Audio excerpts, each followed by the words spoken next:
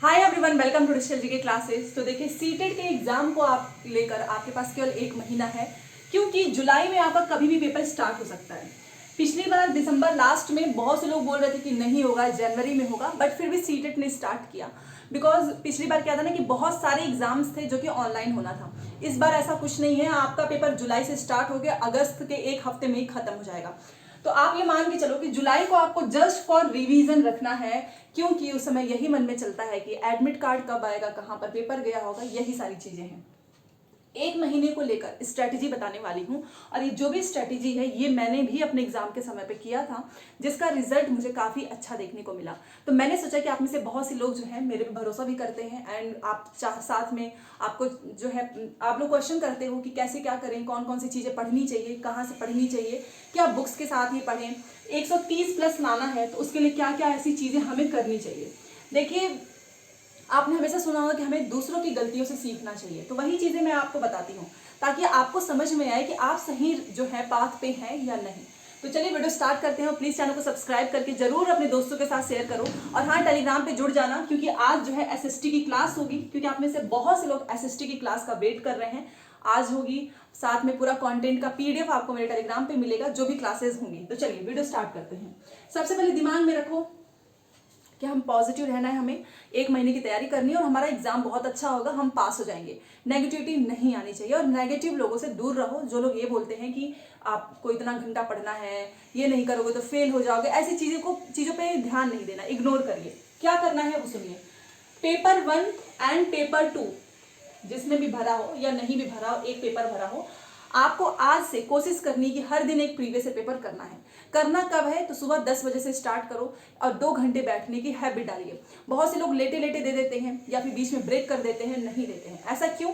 क्योंकि जो टाइम आपका बंध जाएगा ना, आपको फिर दिमाग, ये होता है हमारे साथ कि जब एग्जामिनेशन हॉल में जाएंगे, आपका पेपर भी इतने बजे से स्टार्ट हो जाएगा, तो आपको रहेगा कि यस, आपने प्रैक्टिस बहुत की, साथ में आपको बैठने की हैबिट है, और आपको तुरंत ऑटोमेटिक ऐसा रियलाइज होगा कि यस, मैं तो ऐसे भी मतलब पेपर देता ही था घर पे, आज यहाँ देना है, बस दैट्स इट। और बहुत चिल आप रहेंगे। तो ये चीज़ें आपको करनी है कि 10 बजे से ही पेपर दो, किसी भी ऐसे वैसे टाइम पे मत दो। जिस टाइम पे आपका एग्जाम स्टार्ट होगा, आपको उसी टाइम पे घर पे प्रैक्टिस करनी है। साथ में स्पीड, घर से कोशिश करो जितना ज़्यादा मतलब वो समय कम रहे, कम समय में क्वेश्चंस करने की हैबिट डालिए। कई बार क्या होता है कि हमें आता है बट हमारे पास समय नहीं होता है, हम क्वेश्चंस नहीं अटेम्प्ट कर पाते हैं। पिछली बार ऐसे बहुत सारे हुए, बहुत सारे स्टूडेंट्स के साथ हुआ। वो इसलिए हुआ क्योंकि हम स्पीड पे ध्यान ही नहीं देते हैं। तो आपको कम समय में प्रैक्टिस करनी है, तो आपका स्पीड इंक्रीज होगा। पेपर आपने दे लिया, उसके बाद से आपको एनालिसिस करना है। अपने साथ हमेशा कॉपी पेन लेकर बैठिए। एनालिसिस जो लोग नहीं करते हैं उनका नंबर इंक्रीज नहीं होता है। एनालिसिस करो कि आपके सीडीपी में कितने आए, मैथ्स में, ईवीएस में, हिंदी में, जो भी सब्जेक्ट है आपका, सारे नंबर्स लिखो। वहां से आपको पता चलेगा कि आपकी स्ट्रेंथ क्या है और आपकी वीकनेस क्या है। आपको अपनी वीकनेस पे काम करना है। आपका जो स्ट्रेंथ है ना, वो आपकी परीक्षा को पास कराता है। क्योंकि अगर मान लो मेरे सीडीपी में 30 आ रहे हैं, तो मेरे अंदर तो कॉन्फिडेंस रहेगा कि चलो सीडीपी तो मेरा अच्छा है, मैथ पे ध्यान देते हैं, इंग्लिश पे ध्यान देते हैं, ईवीएस पे ध्यान देते हैं। तो अपनी वीकनेस पहचानो, वो एनालिसिस के थ्रू होगा। तो आपको मान लो वीकनेस आपको पता चल गया, आपकी मैथ्स खराब है, तो आप हर दिन 2 घंटा मैथ्स पे एक्स्ट्रा दीजिए। बस यही करना है, और इसमें कुछ ज्यादा समय नहीं लगेगा। मुश्किल से आपके दिन के 4 से 5 घंटे में ही आप ये 1 महीने में अच्छे से तैयारी कर लोगे। उसके बाद से स्पीड मैंने आपको बता ही दिया है। अब मान लो आपने पेपर दिया, तो आपको पता चला कि हर पेपर में ये टॉपिक्स ज्यादा पूछा जा रहा है, उसको नोट कर लो। अगर आपको चीजें आती हैं, अच्छी बात है, अदरवाइज इंपॉर्टेंट टॉपिक है, उस कॉपी में नोट्स बना लीजिए, शॉर्ट नोट्स। उससे क्या होगा ना कि आपका रिवीजन काफी अच्छा होगा एग्जाम के टाइम पे। दूसरी चीज, आप पेपर देते हैं तो कई बार ऐसा होता है कि हमें जो चीजें बार बार हमसे वो गलती होती है, तो आप उस क्वेश्चन आंसर को अपनी कॉपी में नोट करें। वन लाइनर नोट्स बनता जाएगा प्रीवियस ईयर पेपर से। जो भी इंपॉर्टेंट टॉपिक्स लगता है कि बार बार पूछा जा रहा है, हमसे नहीं हो रहा है, उसको कॉपी में नोट कीजिए और हर दिन रिवीजन कीजिए। रिवीजन आपका बहुत इंपॉर्टेंट है। जो लोग बस पढ़ते जाते हैं, रिवीजन नहीं करते हैं, वो एग्जामिनेशन हॉल में कंफ्यूज हो जाते हैं कि ये 4 ऑप्शंस में से सही क्या है। रिवीजन इंपॉर्टेंट है। पैसेज, पेपर किस लिए बोलती हूँ करने के लिए कि पेपर में आपको पैसेज मिलेगा ही। तो आप मान लो 2 पैसेज आता है, तो 30 दिन में आपके कितने हो गए? 60 passage. 60 passage.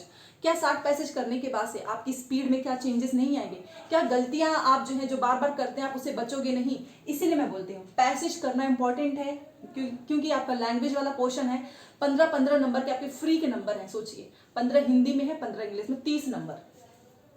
Assertion reason, assertion reason से बहुत क्वेश्चन पूछता है। फॉर एग्जांपल कि एजर्शन में ये लिखा रहेगा कि आपको बच्चों को वास्तविक दुनिया से जोड़ के पढ़ाना है, रीजन में उसका उल्टा मान लो लिखा है कि नहीं हमें क्लास में ही बच्चों को बस पढ़ाना चाहिए, ज़्यादा प्रैक्टिस नहीं करानी चाहिए। तो एजर्शन सही हो गया, रीजन गलत हो गया। तो क्वेश्चन में ऑप्शन बन के आता है ए बी सही है या दोनों सही हैं, या ये ए सही है और बी इसकी सही व्याख्या करता है।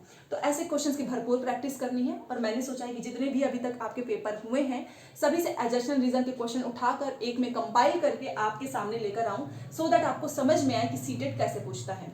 एक चीज और, प्रीवियस ईयर पेपर करने से ना सीटेट के आप माइंड को समझ पाएंगे कि सीटेट पेपर कैसे बनाता है।